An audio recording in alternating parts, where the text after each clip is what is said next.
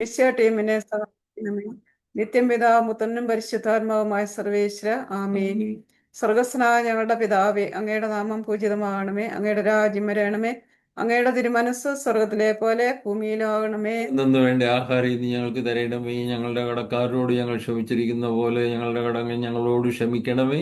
ഞങ്ങളെ പ്രലോഭനത്തിൽ ഉൾപ്പെടുത്തരുതേ, തിന്മയിൽ നിന്ന് ഞങ്ങളെ രക്ഷിച്ചുകൊള്ളണമേ. അറിഞ്ഞ മറിയമേ, സുസ്ഥേ കർത്താവ് അങ്ങയുടെ കൂടെ സ്ത്രീകൾ അങ്ങ് അനുഗ്രഹിക്കപ്പെട്ടവളാവുന്നു. അങ്ങയുടെ ഉദരത്തിൻ ഫലമായി ഈശോ അനുഗ്രഹിക്കപ്പെട്ടവനാവുന്നു. പരിശുദ്ധ മറിയമേ, തമ്പുരാന്റെ അമ്മേ, പാപികളായ ഞങ്ങൾക്ക് വേണ്ടി ഇപ്പോഴും ഞങ്ങളുടെ മരണസമയത്തും തമ്പുരാനോട് അപേക്ഷിച്ചുകൊള്ളണമേ.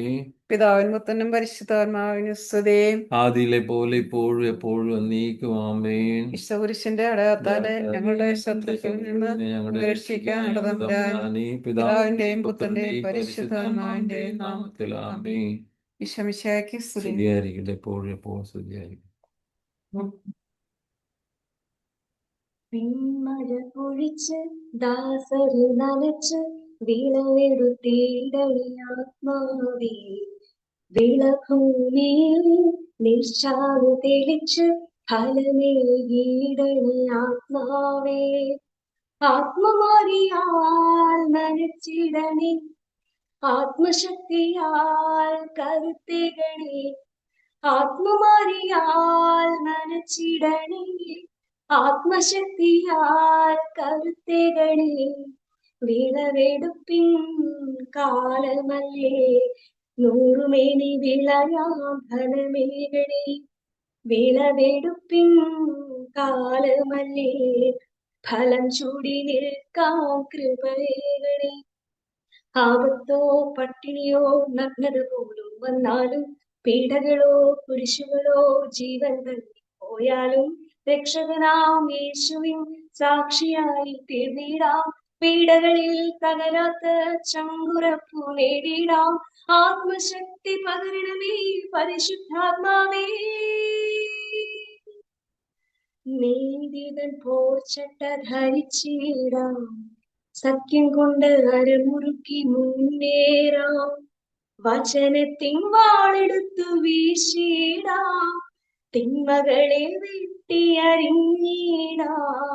വിളവെടുപ്പിൻ കാലമല്ലേ, നൂറുമേനി വിളയാ ഫലമേകണി. വിളവെടുപ്പിൻ കാലമല്ലേ, ഫലം ചൂടി നിൽക്കാം കൃപയേകണി. ആപത്തോ പട്ടിണിയോ നഗ്നത പോലും വന്നാലും, പീഡകളോ കുരിശുകളോ ജീവൻ തന്നെ പോയാലും, രക്ഷകനാം യേശുവിൻ സാക്ഷിയായി തീർന്നിടാം. പീഡകളിൽ തകരാത്ത ചങ്കുറപ്പു നേടിടാം. ആത്മശക്തി പകരണമേ പരിശുദ്ധാത്മാവേ.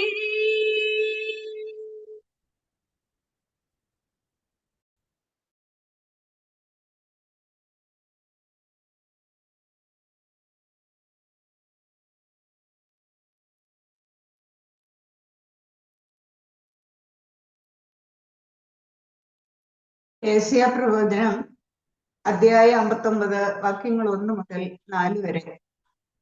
രക്ഷിക്കാൻ കഴിയാത്ത വിധം കർത്താവിന്റെ കരം കുറുകിപ്പോയിട്ടില്ല. കേൾക്കാനാവാത്ത വിധം അവിടുത്തെ കാതുകൾക്ക് മാന്യം സംഭവിച്ചിട്ടില്ല. നിന്റെ അകൃത്യങ്ങൾ നിന്നെയും ദൈവത്തെയും തമ്മിൽ അകറ്റിയിരിക്കുന്നു. നിന്റെ പാപങ്ങൾ അവിടുത്തെ മുഖം നിന്നിൽ നിന്ന് മറച്ചിരിക്കുന്നു. അതിനാൽ അവിടുന്ന് നിന്റെ പ്രാർത്ഥന കേൾക്കുന്നില്ല. നിന്റെ കരങ്ങൾ രക്തപങ്കിലമാണ്, വിരലുകൾ അകൃത്യങ്ങളാൽ മലിനമായിരിക്കുന്നു. നിന്റെ അതരം വ്യാജം പറയുന്നു, നാവ് ദുഷ്ടത പിറുപിറുക്കുന്നു. നമ്മുടെ കർത്താവായ മിശിഹായ്ക്ക് സ്തുതി. പിതാവും പുത്രനും പരിശുദ്ധാത്മാവുമായ ത്രിയേക ദൈവമേ, അങ്ങയെ ഞങ്ങൾ സ്തുതിക്കുന്നു, ആരാധിക്കുന്നു, മഹത്വപ്പെടുത്തുന്നു. വിവിധ സ്ഥലങ്ങളിലായിരുന്ന ഞങ്ങളെ ഒരുമിച്ച് കൂട്ടിയിരുന്നതിനെ ഓർത്ത് നന്ദി പറയുന്നു. ഈ മിശിഹ കൂട്ടായ്മയിലായിരിക്കുന്ന ഓരോരുത്തർക്കും ആത്മീയ പോഷണം നൽകി അനുഗ്രഹിക്കുന്ന അഭിമന്യ പിതാക്കന്മാരെയും വൈദികരെയും ആലിസൂട്ടി ആന്റിയെയും ടോമിച്ചേട്ടനെയും മെന്റേഴ്സ് കോർഡിനേറ്റേഴ്സ് മറ്റുള്ള ലീഡേഴ്സിനെയും ഇതിൽ പങ്കെടുക്കുന്ന ഓരോരുത്തരെയും അങ്ങയുടെ തിരുക്കരങ്ങളിൽ സമർപ്പിക്കുന്നു. മർക്കോസ് 15:16 നിങ്ങൾ ലോകമെങ്ങും പോയി സകല സൃഷ്ടികളോടും സുവിശേഷം പ്രസംഗിക്കുമെന്ന് അരുളി ചെയ്ത ഈശോയെ, ഞങ്ങൾ ഞങ്ങളുടെ പ്രവൃത്തികൾ അതിന്റെ പൂർണ്ണതയിൽ ചെയ്യുവാനുള്ള കൃപ നൽകി അനുഗ്രഹിക്കണമേ. ഇതിൽ പങ്കെടുക്കുന്ന ഓരോരുത്തരെയും അവരുടെ കുടുംബാംഗങ്ങളെയും ആത്മീയവും ഭൗതികവുമായ നന്മകൾ നൽകി അനുഗ്രഹിക്കണമേ. പരിശുദ്ധ അമ്മേ, ഈ സ്വർഗാരോപണ തിരുനാളിൽ ഞങ്ങൾക്ക് വേണ്ടി പ്രാർത്ഥിക്കണമേ. സകല മലാഖമാരെ, വിശുദ്ധരെ ഞങ്ങൾക്ക് വേണ്ടി പ്രാർത്ഥിക്കണമേ. ആമേൻ.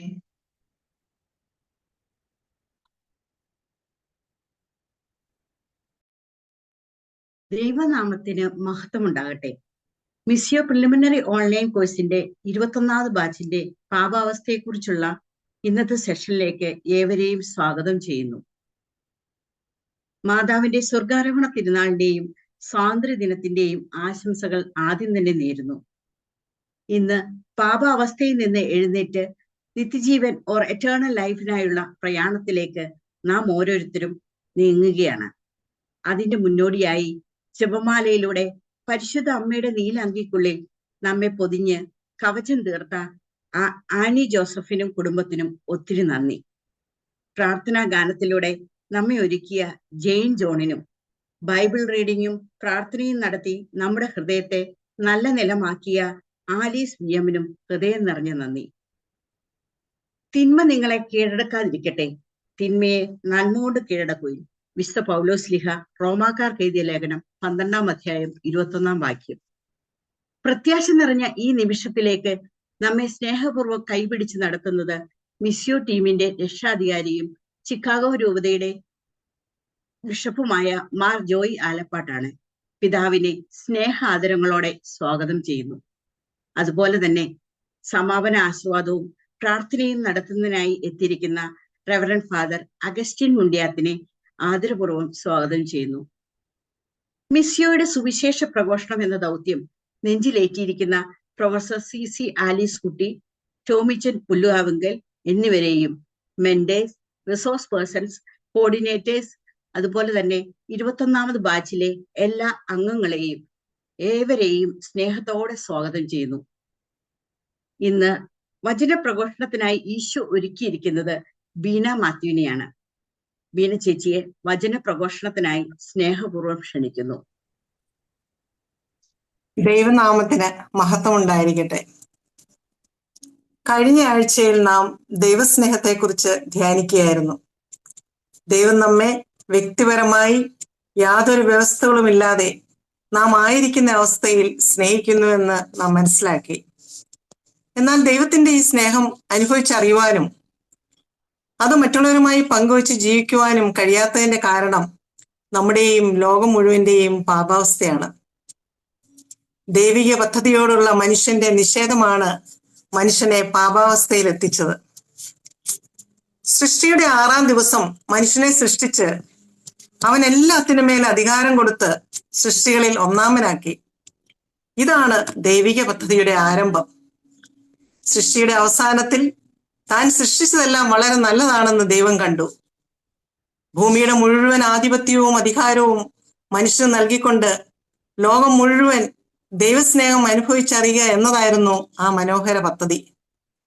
അങ്ങനെ വലിയ പദ്ധതിയോടെ ദൈവത്തിന്റെ രൂപത്തിലും ഛായയിലും പുരുഷനും സ്ത്രീയുമായി ദൈവമനുഷ്യ പങ്കാളിത്തത്തോടെ എല്ലാ സ്വാതന്ത്ര്യവും നൽകി പ്രപഞ്ചത്തെ സംരക്ഷിക്കാനും വികസിപ്പിക്കാനുമുള്ള നിയോഗം നൽകി ദൈവം മനുഷ്യനെ പർദീസായിലാക്കി. ഏദൻ തോട്ടത്തിൽ ദൈവത്തോടൊപ്പം ദൈവിക ജീവനിൽ പങ്കുകാരായി അവിടുത്തെ ഹിതം നിരന്തരം തേടി സുഖസമൃദ്ധിയുടെ ജീവിതമാണ് അവർ നയിച്ചിരുന്നത്. ഉൽപ്പത്തി പുസ്തകത്തിൽ ഇങ്ങനെ രേഖപ്പെടുത്തിയിരിക്കുന്നു: അവിടുന്ന് മനുഷ്യന് രൂപം നൽകി സൃഷ്ടികളുടെ മേൽ ആധിപത്യം വഹിക്കുവാനും ലോകത്തെ വിശുദ്ധിയിലും നീതിയിലും ഭരിക്കുവാനും ഹൃദയപരമാർത്ഥതയോടെ വിധികൾ പ്രസ്താവിക്കാനുമാണല്ലോ അവിടുന്ന് അവനെ സൃഷ്ടിച്ചത് എന്ന്.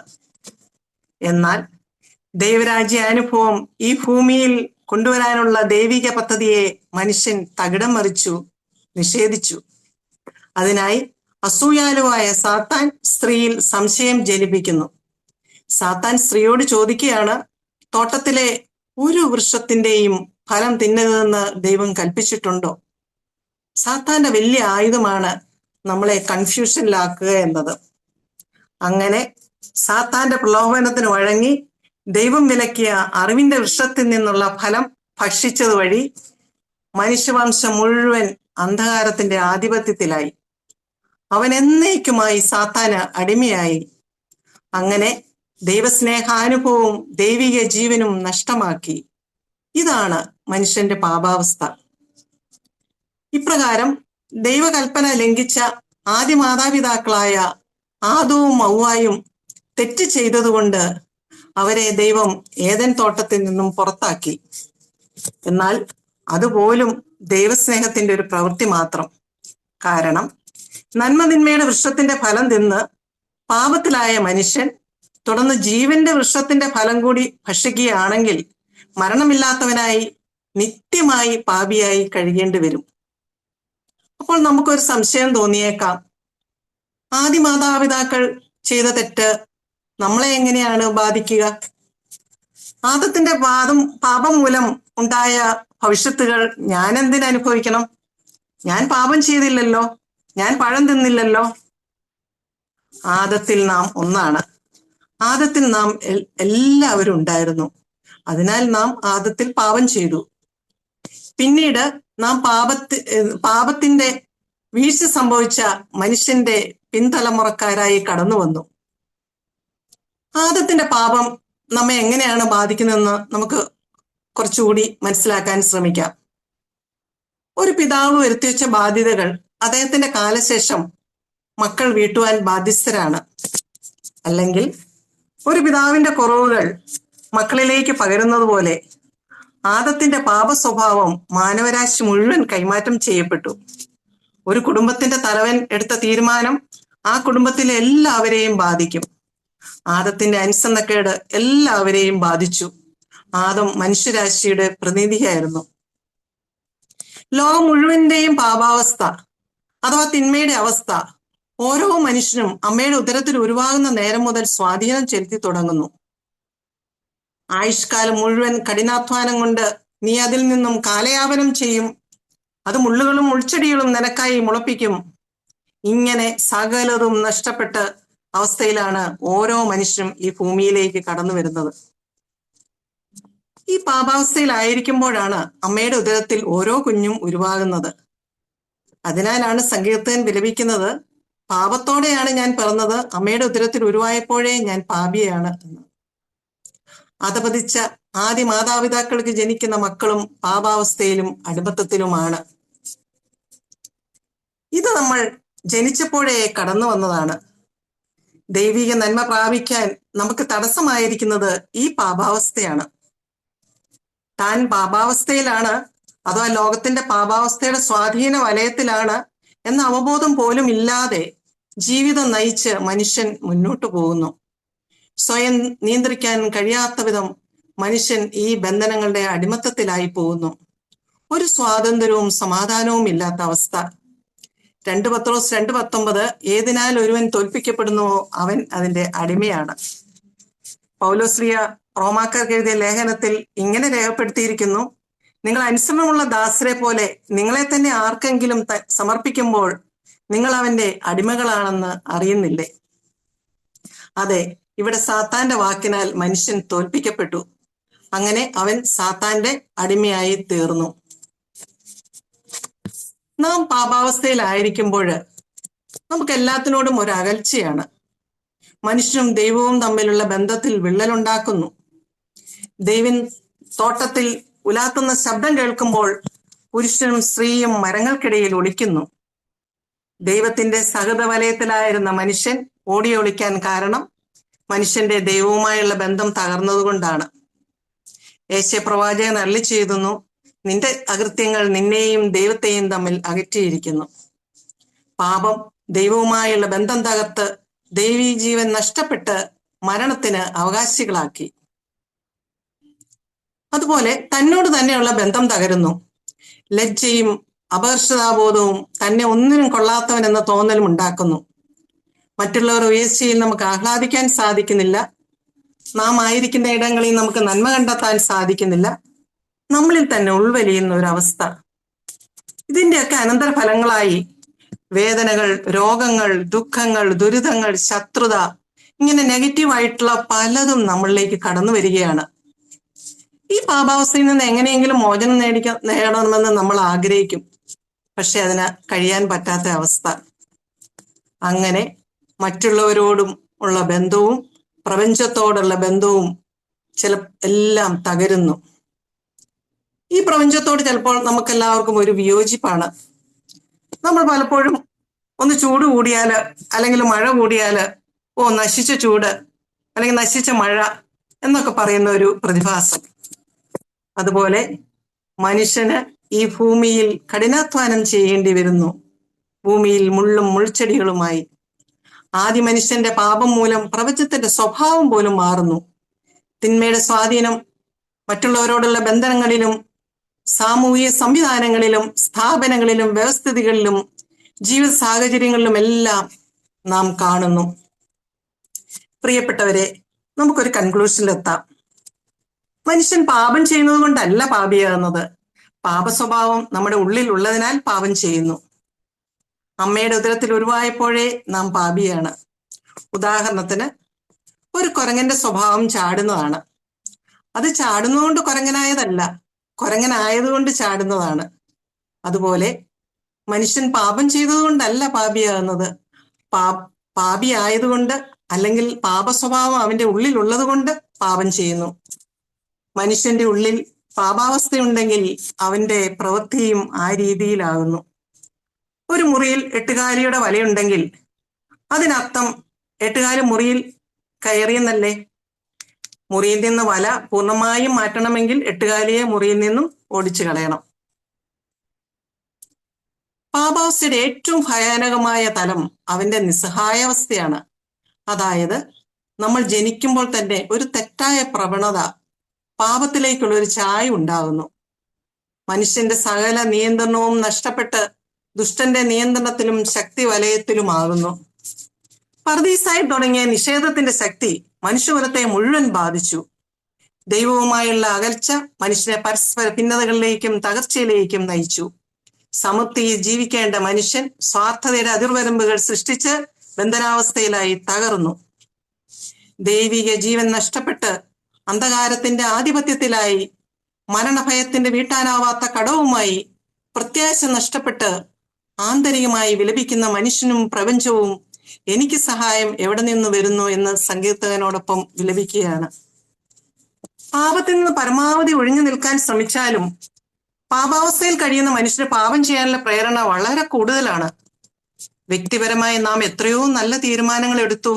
ഇനി അത് ചെയ്യില്ല, ഇന്ന് തുടങ്ങിയ ഒരു പുതിയ ജീവിതം നയിക്കും, ഇനി നന്നായിട്ട് ജീവിക്കുമെന്നൊക്കെ.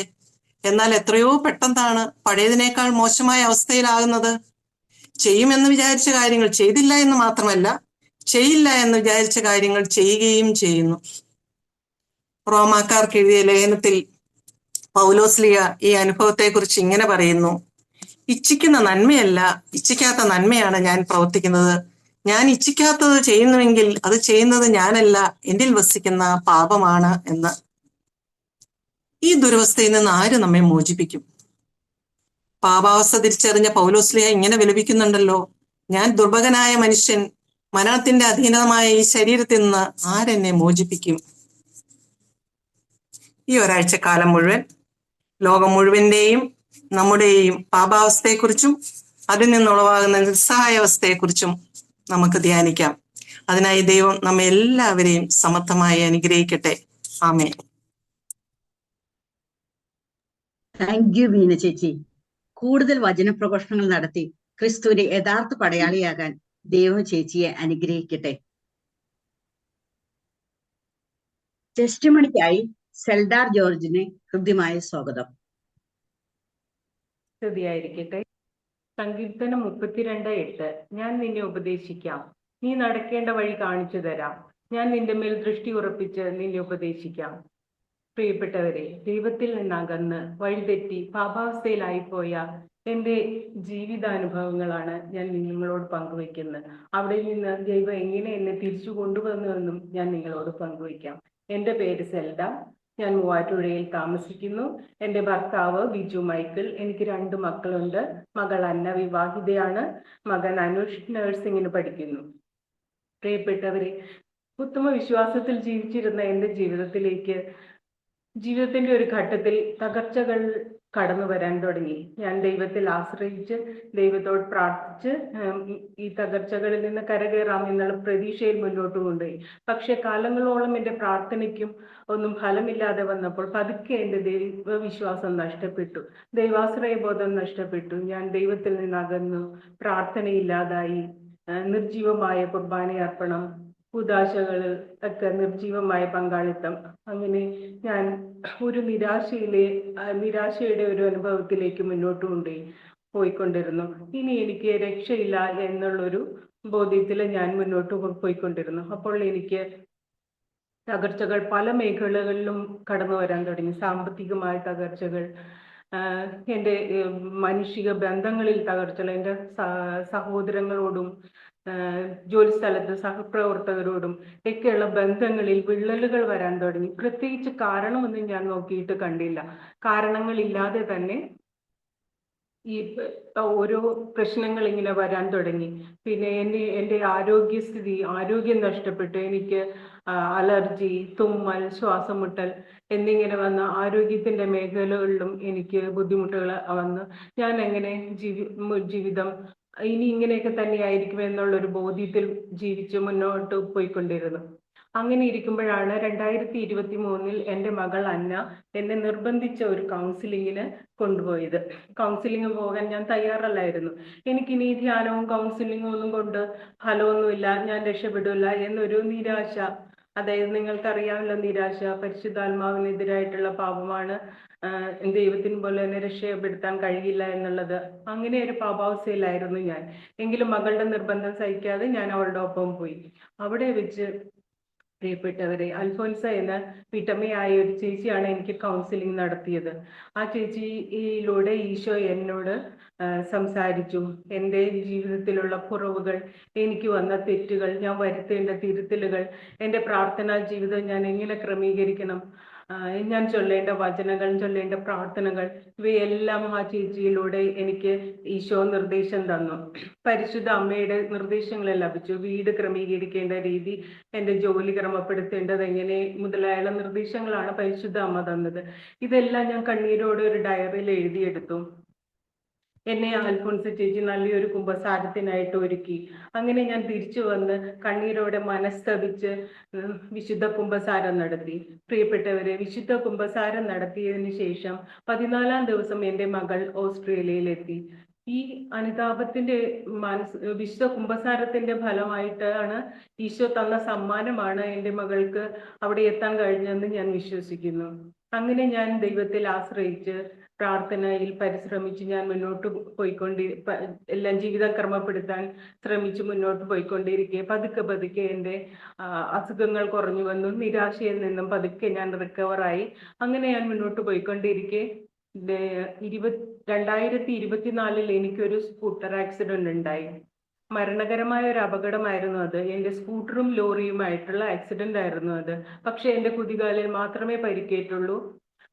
ഞാൻ കിടപ്പിലായി. വളരെ വേദനയും വിഷമങ്ങളുള്ള ഒരു ഇതായിരുന്നുവെങ്കിലും ആ സമയത്ത് എനിക്ക് ആദ്യം കൗൺസിലിംഗ് നടത്തിയ ചേച്ചിയിലൂടെ എനിക്ക് നിർദ്ദേശം ലഭിച്ചു. ഈശോയിൽ നിന്നുള്ള നിർദ്ദേശം വന്ന് ഡിവൈനിൽ ധ്യാനം പോയി, ഈ അവസ്ഥയിൽ തന്നെ, ആ വേദനയുടെ അവസ്ഥയിൽ തന്നെ ഡിവൈനിൽ പോയി ധ്യാനം കൂടണമെന്ന്. അങ്ങനെ എൻ്റെ വീട്ടുകാർ എന്നെ ഡിവൈനിൽ കൊണ്ടുപോയി. എൻ്റെ സിസ്റ്റർ-ഇൻ-ലോ എൻ്റെ കൂടെ വന്നു. ഞാൻ അവിടെ കിടന്ന് ധ്യാനം കൂടി. ഒരുപാട് ആത്മീയ അനുഭവങ്ങൾ എനിക്കുണ്ടായി. അവിടെയും എനിക്ക് കൗൺസിലിംഗ് അവിടെ എന്നെ വെച്ച് എനിക്കുള്ള കൗൺസിലിംഗിൽ എന്നെ കൗൺസിലിംഗ് ചെയ്ത സഹോദരി എൻ്റെ അടുത്ത് പറഞ്ഞു, എന്നെ ദൈവം 3 പ്രാവശ്യം മരണത്തിൽ നിന്ന് രക്ഷിച്ചിട്ടുണ്ടായിരുന്നെന്ന്. മൂന്നാമത്തെ പ്രാവശ്യം എനിക്കറിയാം ഈ സ്കൂട്ടർ ആക്സിഡന്റ്. 2ാമത്തെ പ്രാവശ്യം എനിക്കറിയാം 2020 കൊറോണ, ആ പീക്ക് ടൈമിൽ എനിക്ക് കൊറോണ വന്നു. ഞാൻ മരണത്തെ മുഖാമുഖം കണ്ടു. പക്ഷേ ഞാൻ അന്ന് പാപാവസ്ഥയിലായ കാരണം എനിക്ക് മരണഭയം ഉണ്ടായിരുന്നില്ല. അത് ഈശോ രക്ഷിച്ചു. പക്ഷെ 1ാമത്തെ പ്രാവശ്യം എനിക്ക് ഏതാണെന്ന് മനസ്സിലായില്ല. അപ്പോൾ ഞാൻ ആ ചേച്ചിയോട് പറഞ്ഞു, 1ാമത്തെ പ്രാവശ്യം ഏതാണെന്ന് എനിക്കറിയില്ല എന്ന്. അപ്പോൾ ആ സഹോദരി കണ്ണടച്ച് പ്രാർത്ഥിച്ചിട്ട് പറഞ്ഞു, ഒരു ലേബർ റൂം കാണുന്നു, ഒരു ആൺകുഞ്ഞാണ് അവിടെ, ഈശോയും മാതാവും നിൽപ്പുണ്ടെന്ന്. അപ്പോൾ എനിക്ക് പെട്ടെന്ന് മനസ്സിലായി, പ്രിയപ്പെട്ടവരെ, അത് എൻ്റെ മകന്റെ ഡെലിവറി ആയിരുന്നു. മകൻ കുഞ്ഞ് കോഡ് നെക്കിൽ ചുറ്റി അനക്കമില്ലാതെ ആയിപ്പോയായിരുന്നു. അത് അറിഞ്ഞില്ല. കുട്ടിക്ക് അനക്കമില്ലെന്ന് ഞാൻ ഡോക്ടേഴ്സിനോട് പറഞ്ഞെങ്കിലും അവരതൊന്നും പരിഗണിക്കാതെ എന്നെ നോർമൽ ഡെലിവറിക്ക് വിട്ടു. വളരെ നേരത്തെ കഷ്ടപ്പാടും വേദനകൾക്ക് ശേഷം, മണിക്കൂറുകൾക്ക് ശേഷമാണ് അവര് സിസേറിയൻ ചെയ്ത് കുഞ്ഞിനെ പുറത്തെടുത്തത്. പക്ഷെ ഞാൻ ആ നിമിഷമാണ് ഞാൻ അറിയുന്നത് എന്നെയും കുഞ്ഞിനെയും രക്ഷിച്ചത് ഈശോയാണെന്ന്. ആ നിമിഷമാണ് ഞാൻ അറിഞ്ഞത്. അങ്ങനെ തിരികെ വീട്ടിൽ വന്ന് ഞാൻ സുഖപ്പെട്ട് വീട്ടിൽ വന്ന് സാധാരണ ജീവിതത്തിലേക്ക് മടങ്ങി.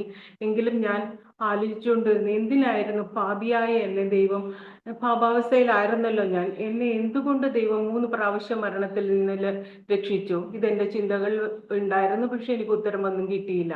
അങ്ങനെ ഇരിക്കെ എൻ്റെ കൂട്ടുകാരി ഗീത ജെക്കോ 36 വർഷങ്ങൾക്ക് ശേഷം എവിടെ നിന്നൊക്കെയോ എൻ്റെ നമ്പർ തപ്പിപ്പിടിച്ച് എന്നെ വിളിച്ച് സംസാരിച്ചു. പല വിശേഷങ്ങളും പങ്കുവെക്കുന്നതിനിടയ്ക്ക് ഗീത പറഞ്ഞു, നിനക്ക് മിസ്സിയോയെ കുറിച്ച് അറിയാമോ എന്ന് എൻ്റെ അടുത്ത് ചോദിച്ചു. ഞാൻ പറഞ്ഞു, എനിക്കറിയില്ല.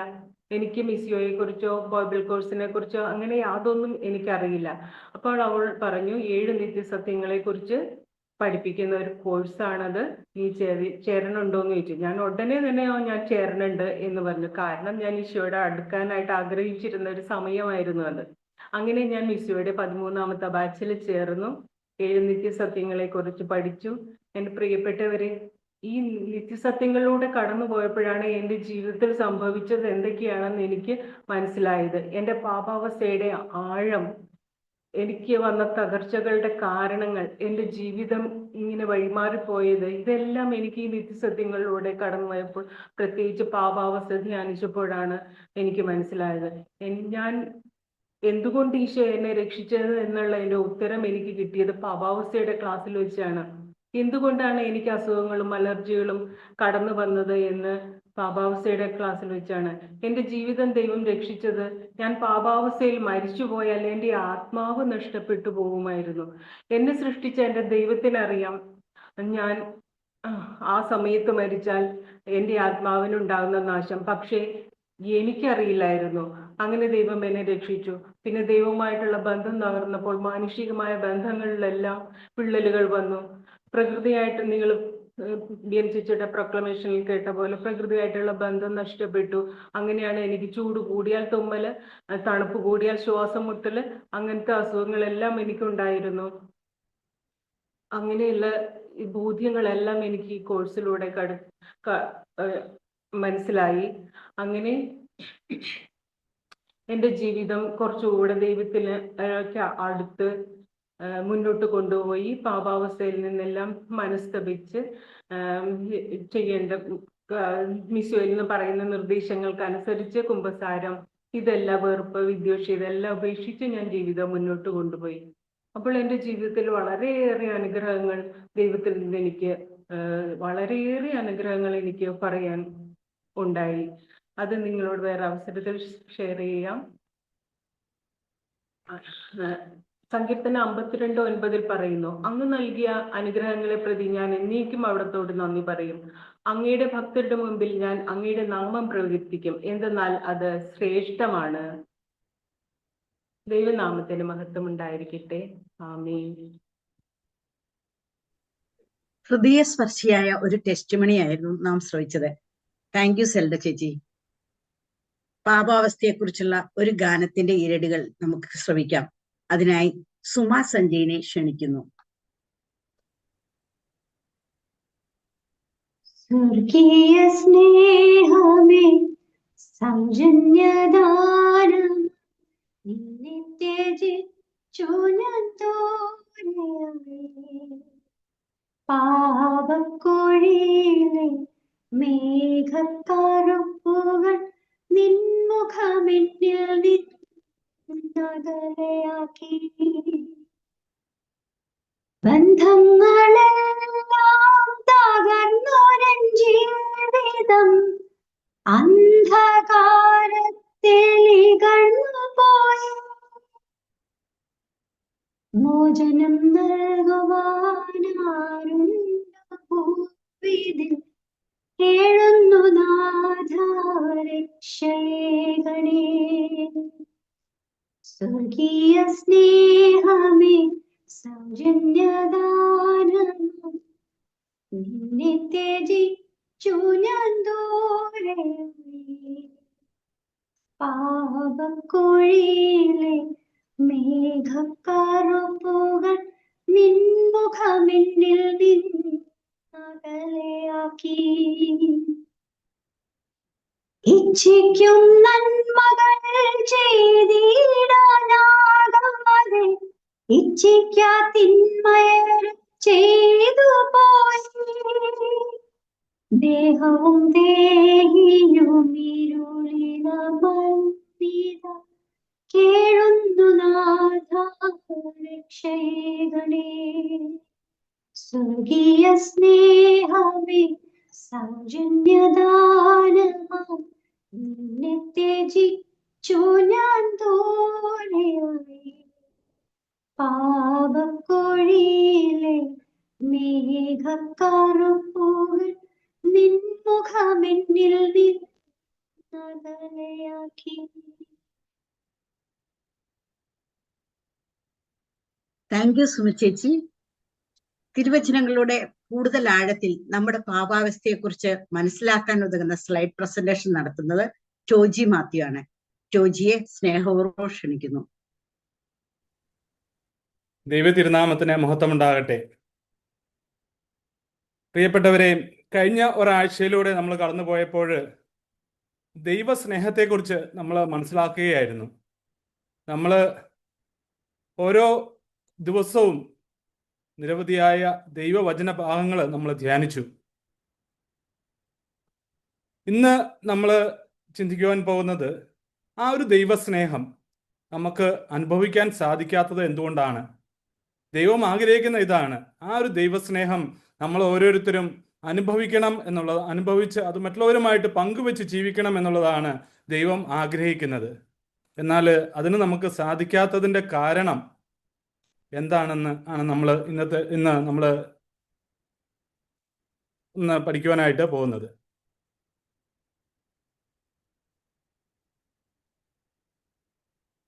നമ്മൾ പ്രൊക്ലമേഷനിലൂടെയും അതുപോലെ തന്നെ നമ്മുടെ സെല്ല ചേച്ചിയുടെ ടെസ്റ്റിമണിയിലൂടെയും ഒക്കെ നമ്മൾ കേട്ടു ആ പാപാവസ്ഥയുടെ ഒരു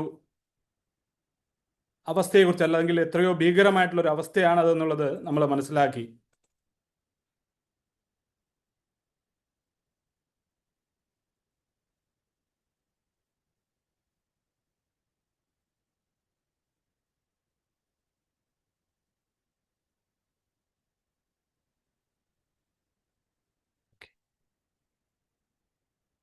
നമുക്ക് മുമ്പിൽ കാണുന്ന ആ സ്ലൈഡിലേക്ക് ഒന്ന് നോക്കിക്കഴിഞ്ഞാൽ നമുക്ക് കാണുവാനായിട്ട് സാധിക്കും, ഒരു ബലിഷ്ഠനായ ഒരു വ്യക്തി നിരാശയോടുകൂടി മുഖമെല്ലാം കുമ്പിട്ട് കൈകാലുകളൊക്കെ തളർന്ന് ചങ്ങലയാൽ ബന്ധിക്കപ്പെട്ട് അവിടെ ആയിരിക്കുന്ന ഒരവസ്ഥ. പ്രിയപ്പെട്ടവരെ, ഇതാണ് പാപാവസ്ഥ എന്ന് പറയുന്നത്. ഇതിൻ്റെ ഒരു ഉത്തരം, അല്ലെങ്കിൽ ഈ ഒരു നിസ്സഹായാവസ്ഥ എന്തുകൊണ്ടാണ് എന്നുള്ളത് ഈ വചനഭാഗത്തിലൂടെ നമുക്ക് മനസ്സിലാക്കുവാനായിട്ട് സാധിക്കുന്നുണ്ട്. തോബിത്തിന്റെ പുസ്തകം 12-ാം അധ്യായം 10-ാം വാക്യത്തിൽ ഇപ്രകാരമാണ് പറയുന്നത്, പാപം ചെയ്യുന്നവൻ സ്വന്തം ജീവന്റെ ശത്രുവാണ് എന്ന്. അതേ പ്രിയപ്പെട്ടവരെ, നമ്മൾ ഈ ഒരു മനുഷ്യനെ പോലെ നിസ്സഹായാവസ്ഥയിലാണ്, അല്ലെങ്കിൽ യാതൊരു ബലവും ശക്തിയുമില്ലാതെ നിരാശയിലാണ്ടാണ് നമ്മൾ ജീവിക്കുന്നതെങ്കിൽ അതിൻ്റെ കാരണം നമ്മൾ പാപാവസ്ഥയിലായതുകൊണ്ടാണ്. നമ്മുടെ തന്നെ ജീവൻ ശത്രുവായിട്ട്, നമ്മളെ തന്നെ ശത്രുവായിട്ട് നമ്മൾ മാറി ജീവിക്കുന്നത് കൊണ്ടാണ് എന്ന് നമുക്ക് കാണുവാനായിട്ട് സാധിക്കും. പ്രിയപ്പെട്ടവരെ, കഴിഞ്ഞ ആഴ്ചയിൽ നമ്മൾ മനസ്സിലാക്കി ദൈവത്തിൻ്റെ ആ ഒരു അനന്തമായ അഗാധമായ ആ ഒരു സ്നേഹത്തെക്കുറിച്ച്. യാതൊരു ഒരു പരിധികളും ഇല്ലാതെ നമ്മളെ സ്നേഹിക്കുന്ന, നമ്മളത് ധനികനായാലും ദരിദ്രനായാലും, അല്ലെങ്കിൽ നമുക്ക് പഠിത്തമുണ്ടെങ്കിലും വിദ്യാഭ്യാസം ഇല്ലെങ്കിലും, നമ്മൾ രോഗിയാണെങ്കിലും അല്ലെങ്കിൽ ആരോഗ്യമുള്ളവനാണെങ്കിലും, നമ്മൾ ഏത് അവസ്ഥയിലാണെങ്കിലും നമ്മളെ സ്നേഹിക്കുന്ന ആ ഒരു ദൈവത്തിൻ്റെ സ്നേഹം നമ്മൾ കഴിഞ്ഞ ആഴ്ചയിൽ നമ്മൾ മനസ്സിലാക്കി. എന്നാൽ ആ ഒരു സ്നേഹം, ദൈവം നമ്മളെ സ്നേഹിക്കുന്നത് പോലെ നമ്മൾ ആ സ്നേഹം ഒന്ന് മനസ്സിലാക്കി, നമ്മൾ ആ സ്നേഹത്തിൽ വളർന്ന് അത് മറ്റുള്ളവരുമായിട്ട് പങ്കുവെച്ച് ജീവിക്കുവാനായിട്ട് നമുക്ക് സാധിക്കുന്നില്ലെങ്കിൽ അതിന് തടസ്സമായിട്ട് നിൽക്കുന്ന നമ്മുടെ ഒരു അവസ്ഥയാണ് പാപാവസ്ഥ എന്ന് പറയുന്നത്. പ്രിയപ്പെട്ടവരെ, ദൈവം മനുഷ്യനെ സൃഷ്ടിച്ച് പറുദീസായിലാക്കിയപ്പോൾ ദൈവത്തിന് മനുഷ്യനെ പറ്റിയിട്ട് ഒരു വ്യക്തമായിട്ടുള്ള ഒരു പദ്ധതി ഉണ്ടായിരുന്നു.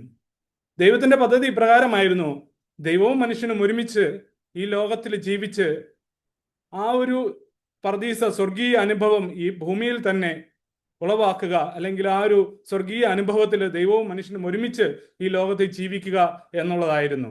അതുകൊണ്ടാണ് ദൈവം സ്വന്തം ഛായയിലും സാദൃശ്യത്തിലും മനുഷ്യനെ സൃഷ്ടിച്ച് പറുദീസായിലാക്കിയത്. എന്നാൽ നമുക്കറിയാം, നമ്മൾ വിശുദ്ധ ഗ്രന്ഥത്തിലൊക്കെ വായിച്ചിട്ടുള്ളത് പോലെ മനുഷ്യൻ ആ ഒരു പദ്ധതിയെ വേണ്ടെന്ന് വെച്ചു, അത് നിഷേധിച്ചു. ദൈവത്തിന്റെ ആ മനോഹരമായ പദ്ധതിയോട് അവൻ മുഖം തിരിച്ചു. അങ്ങനെ ആ ഒരു ദൈവസ്നേഹം നഷ്ടമാക്കുന്ന അവസ്ഥ മനുഷ്യന്റെ ജീവിതത്തിലുണ്ടായി. പ്രിയപ്പെട്ടവരെ, ഇതാണ് മനുഷ്യന്റെ പാപാവസ്ഥ എന്ന് പറയുന്നത്. പ്രിയപ്പെട്ടവരെ, മനുഷ്യന് കൃത്യമായിട്ട് അറിയാമായിരുന്നു അവൻ സൃഷ്ടിക്കപ്പെട്ടിരിക്കുന്നത് ദൈവത്തിന്റെ സാദൃശ്യത്തിലാണെന്ന്, ദൈവത്തിന്റെ ഛായയിലും സാദൃശ്യത്തിലുമാണ് സൃഷ്ടിക്കപ്പെട്ടതെന്ന്, ദൈവത്തെ പോലെയാണ് താൻ സൃഷ്ടിക്കപ്പെട്ടതെന്ന് മനുഷ്യന് കൃത്യമായ ബോധ്യമുണ്ടായിരുന്നു. എങ്കിലും പിശാച് ഒരു സർപ്പത്തിന്റെ രൂപത്തിൽ വന്ന് അവയോട് ചോദിക്കുകയാണ്, നിങ്ങൾക്ക് എന്തൊക്കെയാണ് ദൈവം നിങ്ങളോട് ഈ പറുദീസായിൽ ജീവിക്കുമ്പോൾ നിങ്ങളോട് പറഞ്ഞിരിക്കുന്നതെന്ന്. അപ്പോൾ ഹവ്വ പറയുന്നുണ്ട്, എല്ലാ സ്വാതന്ത്ര്യവും തന്നിട്ടുണ്ട്, പക്ഷേ ഈ ഒരു വൃക്ഷത്തിന്റെ ഫലം മാത്രം കഴിക്കരുതെന്ന് പറഞ്ഞിട്ടുണ്ട്. അത് കഴിച്ചാൽ നിങ്ങൾ ദൈവത്തെ പോലെ ആകുമെന്ന്. ഒരു നിമിഷം മനുഷ്യൻ മറന്നു തങ്ങൾ ഓരോരുത്തരും സൃഷ്ടിക്കപ്പെട്ടിരിക്കുന്നത് ദൈവത്തിന്റെ ഛായയിലും സാദൃശ്യത്തിലുമാണെന്നുള്ളത്. അവൻ പിശാചിന്റെ ആ ഒരു സംശയത്തിന്റെ വിത്ത് മനുഷ്യന്റെ മനസ്സിലേക്ക് വിതയ്ക്കപ്പെടുകയാണ്. പിശാച് പറഞ്ഞു കൊടുക്കുകയാണ്, നീ ദൈവത്തെ പോലെ ആകുമെന്നുള്ളത്. മനുഷ്യൻ അവിടെ തൻ്റെ സൃഷ്ടി, തൻ്റെ രൂപം എപ്രകാരമാണെന്നുള്ളത് സ്വയം മറക്കുകയാണ്. എന്നിട്ട് ആ ഒരു സംശയം വളർന്ന്, പ്രിയപ്പെട്ടവരെ, അത് പ്രവൃത്തിയിലേക്ക് മാറ്റുകയാണ്. സാത്താൻ ചെയ്തത് ഇത്ര മാത്രമേ ഉള്ളൂ, ആ സംശയത്തിന്റെ വിത്ത് മനുഷ്യന്റെ ഹൃദയത്തിലേക്ക് അങ്ങ് വിതച്ചു. അതിനുശേഷം മനുഷ്യനാണ് ആ ഒരു ഫലം പറിച്ച് അത് കഴിച്ച് പങ്കാളിക്കും കൊടുത്ത് ആ പാപത്തിന്റെ വഴിയിലേക്ക് സ്വന്തം ജീവിതത്തെ തിരിച്ചുവിട്ട് സ്വന്തം പ്രവൃത്തിയിലൂടെ പാപത്തിന്റെ വഴികളിലേക്ക് നീങ്ങിയത്. പിശാചിന്റെ വാക്കനുസരിച്ചുകൊണ്ട് പിശാചിനെ പൂർണ്ണമായിട്ടും സമർപ്പിച്ച് ജീവിക്കുന്ന ഒരവസ്ഥ. പ്രിയപ്പെട്ടവരെ, ഉൽപ്പത്തിയുടെ പുസ്തകം 3-ാം അധ്യായം 1 മുതൽ 7 വരെയുള്ള വാക്യങ്ങളിൽ നമ്മൾ ഇതാണ് വായിക്കുന്നത്. ഇപ്രകാരമാണ് പിശാച് മനുഷ്യനെ അവന്റെ വാക്കനുസരിച്ച് പ്രവർത്തിച്ചത് വഴി എന്നേക്കുമായിട്ട് എപ്രകാരം അവനെ അടിമയാക്കി എന്നുള്ളത് നമ്മൾ വായിക്കുന്നുണ്ട്. ദൈവം അവന് എല്ലാ സ്വാതന്ത്ര്യവും നൽകിയിട്ടുണ്ടായിരുന്നു. ഭൂമിയിലുള്ള എല്ലാ ജീവജാലങ്ങളുടെ മേലും, സസ്യങ്ങളുടെ മേലും, പക്ഷികളുടെ മേലും, സമുദ്രത്തിലെ എല്ലാ ജീവജാലങ്ങളുടെ മേലും എല്ലാ സ്വാതന്ത്ര്യവും മനുഷ്യന് നൽകിയിട്ടുണ്ടായിരുന്നു.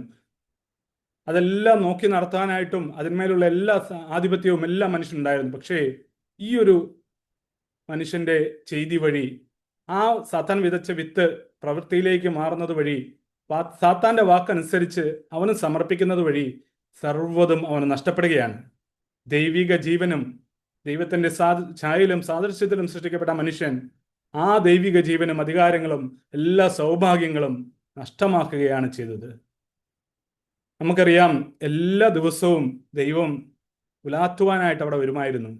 അന്നൊക്കെ ദൈവവും ഒത്ത്, പിതാവായ ദൈവവും ഒത്ത് അവിടെ ഉലാത്തിയിരുന്നവരാണ് ആദവും ഹവ്വായും. പക്ഷേ ഈ ഫലം കഴിച്ചതിന് ശേഷം അവർക്കൊരു ബോധ്യം വന്നു, തങ്ങൾ നഗ്നരാണെന്നുള്ളത്. ഈ ചിത്രത്തിലേക്ക് നോക്കിക്കഴിഞ്ഞാൽ നമുക്ക് കാണുവാനായിട്ട് സാധിക്കും, അവർ ഇലകളൊക്കെ പറിച്ച് തുന്നി തങ്ങളുടെ നഗ്നത മറച്ചിരിക്കുകയാണ്. ഈ ഫലം ഭക്ഷിക്കുന്നതിന് മുമ്പ് ഇവർക്കൊരു ബോധ്യമില്ലായിരുന്നു തങ്ങള് നഗ്നരാണെന്നുള്ളത്. ഈ ദൈവം വന്നിട്ട് ചോദിക്കുന്നു, ആദം നീ എവിടെയെന്നുള്ളത്.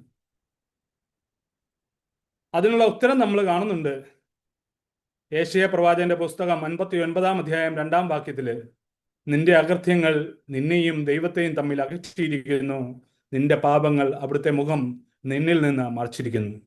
പാപം ചെയ്തതുവഴി ദൈവത്തെ മുഖാഭിമുഖം ദർശിക്കുവാനായിട്ട് മനുഷ്യന് സാധിക്കാത്ത ഒരവസ്ഥയാണ് നമ്മളവിടെ കാണുക. ആദത്തിന്റെയും ഹവ്വയുടെയും ജീവിതത്തിൽ അവര് ദൈവത്തിൽ നിന്ന് ഒളിച്ചിരിക്കുകയാണ്.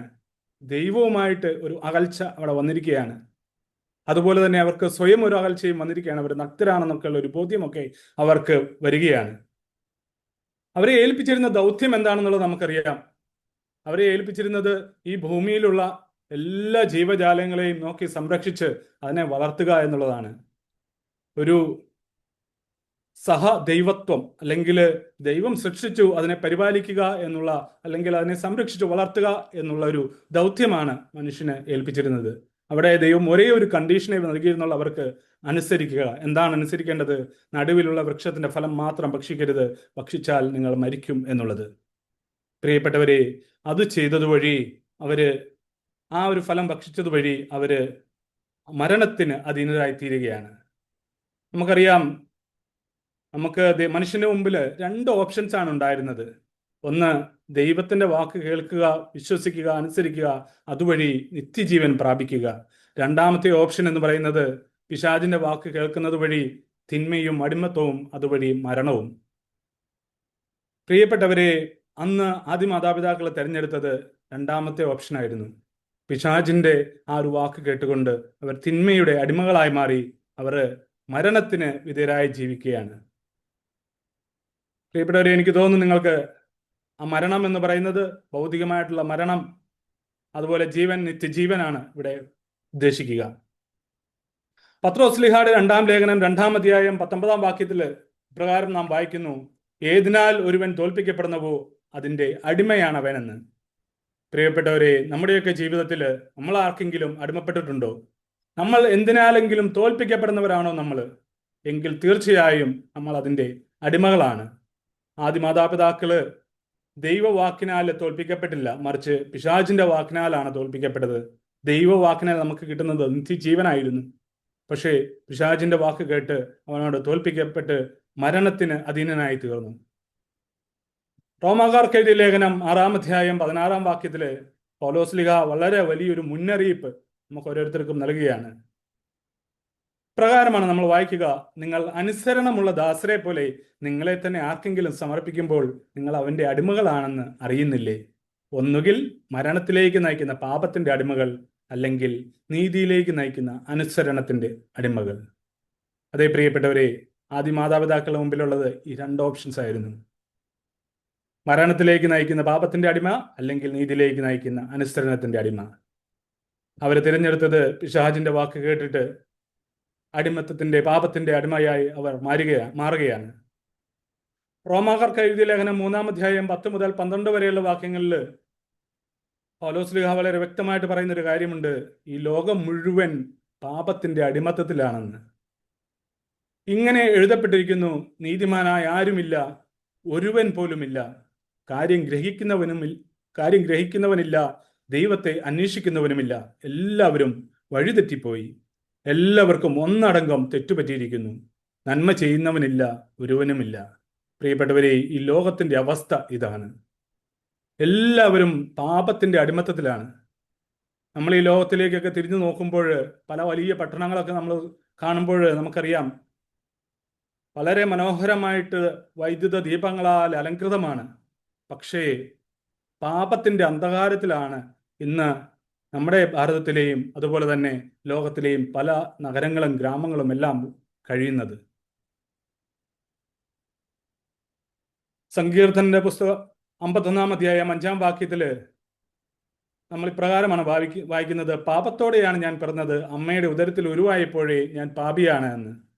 അതേ പ്രിയപ്പെട്ടവരെ, നമ്മൾ ആരും ഈ ഒരു പാപാവസ്ഥയിൽ അകപ്പെട്ടത് നമ്മുടെ ആരുടെയും തെറ്റുമൂലമല്ല, മറിച്ച് ആദ്യ മാതാപിതാക്കളുടെ. നമ്മുടെ വീണച്ചേച്ചി പ്രൊക്ലമേഷനിൽ അത് വളരെ കൃത്യമായിട്ട് പറഞ്ഞിട്ടുണ്ടായിരുന്നല്ലോ: നമ്മൾ ആദത്തിൽ നമ്മളെല്ലാവരും ഒന്നാണെന്ന്. അതെ, നമ്മളെല്ലാവരും ആദത്തിന്റെ പാപം മൂലം ആ പാപാവസ്ഥയിൽ ജനിച്ചവരാണ്. അമ്മയുടെ ഉദരത്തിൽ ഉരുവായപ്പോഴേ തന്നെ നമ്മൾ പാപികളാണ്. പാപാവസ്ഥയിൽ നിന്നുള്ള ഒരു രോധനമാണ് ഈ സങ്കീർത്തനം 51:5 നമ്മൾ വായിക്കുന്നത്. 1 യോഹന്നാൻ 5:19 നമ്മൾ പ്രകാരം വായിക്കുന്നു: നാം ദൈവത്തിൽ നിന്നുള്ളവരാണെന്നും ലോകം മുഴുവൻ ദുഷ്ടന്റെ ശക്തിവലയത്തിലാണെന്നും നാം അറിയുന്നുവെന്ന്. നമുക്കറിയാം, നമ്മളെല്ലാവരും മാമോദീസ സ്വീകരിച്ച് ദൈവമക്കളായി തീർന്നവരാണ്, ദൈവത്തിൽ നിന്നുള്ളവരാണ്. പക്ഷേ ഈ ലോകം മുഴുവൻ ദുഷ്ടന്റെ ശക്തിവലയത്തിലാണെന്നും നാം അറിയുന്നു.